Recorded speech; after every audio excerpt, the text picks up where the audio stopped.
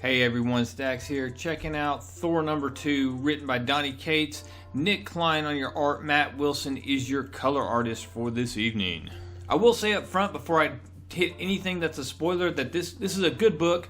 You really focus on Thor from a heroic aspect. He's doing the right thing, and then you have a huge reveal at the end that's going to be interesting going into Thor number 3. I will say, if you haven't checked out Thor number 1, go do that so you kind of have a better understanding about the Black Winter and you understand everything that happened at the end of that with Thor. Alright, so some spoilers ahead. Let's get going. Alright, so the book starts with, you have a different universe than the Marvel 616. You have and this black ash looking stuff falling from the sky, and this is it's this plague called the Black Winter, and when individuals touch it, basically they start to disintegrate. And the narrator asks, what will you do when the end comes? And he starts talking about what happened in this particular universe. Well, you find out this universe is the DC universe. And who shows up to combat this Black Winter? Of course, first one there, Superman. He arrives. He flies by the Daily Planet. You have the arrival of him. You have Flash, the Green Lantern. It mentions Superman as a sun god. It mentions a god of emerald light, a god of dark, perhaps. The Green Lantern and Batman. It mentions a god of the ocean with Aquaman, of speed, the Flash, of strength, Wonder Woman. You got all of this lined up, and the universe, like so many before it, is protected by this League of Gods. And it says, many of them as powerful as those you have always known and marveled at, and all of them united, power beyond imagination by the belief of the faithful, will not be enough, for they too will look into the eyes of the Black Winter, and they will see the stone-faced avatar of their one true end. For them, their Omega, the one who is, and there, staring at the encroaching dark, these mighty heroes will do what everyone before them has done. They will cry and scream and pray for their gods to save them. And then, as with everything, they will die. And yet a universe away there is Thor, the god king of Asgard and thunder, the burning Herald of Galactus. And to all of this, the Herald King says, nay.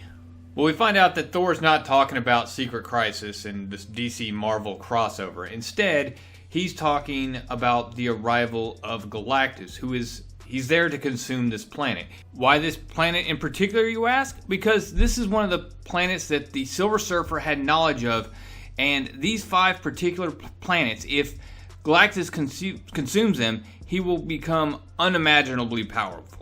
I think you're going to find out that the reason these 5 planets that he was able to hide these from Galactus is because it all goes back to his origin as the Silver Surfer Black and the time travel aspect of it, and that's how he didn't necessarily have to hide these from Galactus. He found out about these afterwards, after he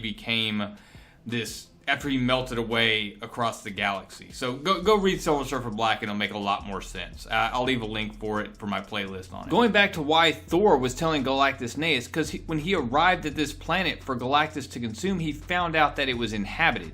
And you have an interesting quandary here. You have Galactus, who is trying to consume these planets so that he can save the entire universe, and you have Thor, who's like, yeah, but we're not going to kill these innocent people in order for you to do this. Now, at this point, you can argue that Thor has the upper hand. Galactus is in a weakened state, and Thor is the only one with the coordinates for these planets that he got from the Silver Surfer. So while Galactus is the only one that stands between the Black Winter and the universe, it's Thor is the only one who stands between Galactus and this planet.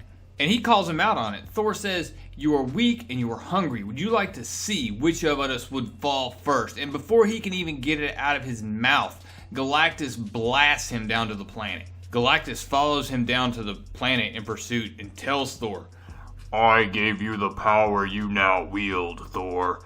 I can take it away. Thor gets up, picks himself out of a big old hole in the ground and says, you know nothing of the power I wield.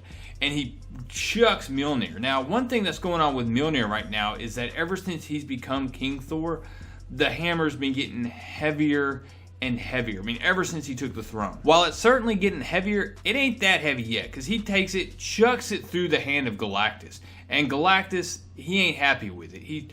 You dare strike Galactus? You exist solely by the grace I have given you and leash you tug against. Or have you forgotten whom you serve, little god? And Thor summons Mjolnir back. Says, nay, Asgard. And Mjolnir comes back and rips right through Galactus' kneecap. After that is when Thor decides it's time to have a heart-to-heart with Galactus, and he tells him, I will tell you this once, Galactus. Though you have named me herald in title and power, I remain a king and a god, and I shall not suffer threats nor instructions from you or from thunk right on the back of the head. The inhabitants of this planet just start chucking giant rocks at him and basically trying to riot and just beat him down. So here he is trying to save him, and they're coming at him and just in a mob and bum rushing him, trying to kill him. Now Thor's able to talk to them using the all tongue, where he can speak their language, but regardless, he's sitting there basically telling them, look, you fools, I can't save you if I have to kill you to protect myself. Well, while Thor has all this going on, Galactus is just blasting away people, and he brings in his machine that consumes the planet and slaps it down on the ground. And he opens up and is about to blast more folks when Thor calls Sif and tells her, a bridge, I need a bridge. And she, of course, is the new Heimdall, so she summons the Bifrost, and it starts scooping up all these people that are attacking Thor. And once Thor has begun this process, he approaches Galactus again and tells him, hear me, Devourer. The people of this planet are under my protection from this moment forward. And when they are free of this planet, and only then will you be able to feed. Do you hear me? No one dies today.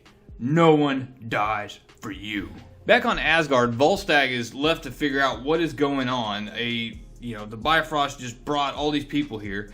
We find out that Thor has been able to speak through the ravens to the council that leads these people and said, look, I promise to, we'll get you back home as soon as possible after Galactus feeds. And then before the ravens leave, Volstagg's running after him and is trying to tell him, look, you have to hurry because the world tree, it's dying.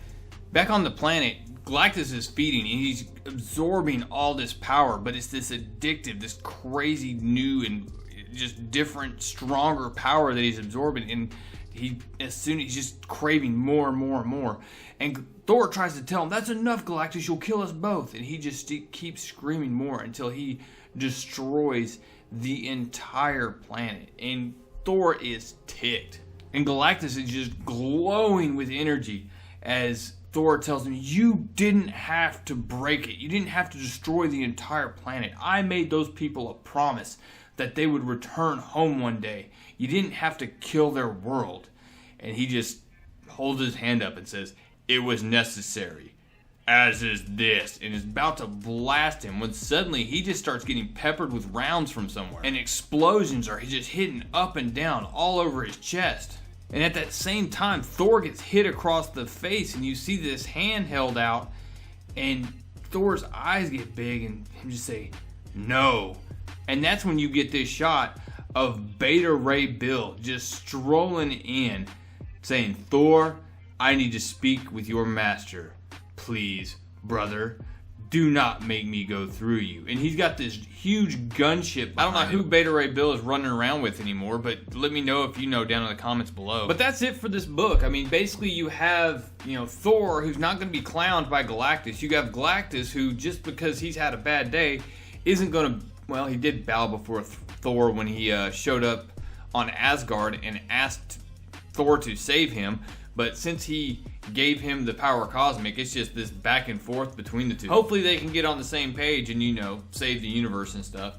But, I mean, it's a pretty good fight between, Cosmic Thor and Galactus. But this is going to be one of those things we got to comment down below about. Let's have a good, some good discussion about this. who would win in a fight? This Galactus who just consumed this mega energy planet, or Cosmic Thor? Y'all tell me down in the comments below. So as far as this book, I'd still recommend. I'm gonna stick with a Donny Cates story because I know it's heading somewhere. You are gonna end up with probably a insanely awesome storyline by the end of this. And I seriously can't wait. Definitely go pick this up. Donny Cates, usually around issue 3 or 4, really starts hitting his stride. You know, he has to get everything set up. And I think he's done a good job with that. I think we're going to start picking this up really quick. But guys, that's all I got for this one. I hope everyone has a great weekend coming up. Make sure you smash that subscribe button. Hit the bell for notifications to make sure you get these some of the preview videos and stuff. You can get them right away. And make sure you leave a comment down below. Let me know who's going to win that fight. And finally, leave a like, guys. I appreciate you. Thank you for helping this channel grow. I just went over 3,200 subscribers. That's absolutely mind-blowing. I so appreciate you guys. But just thank you.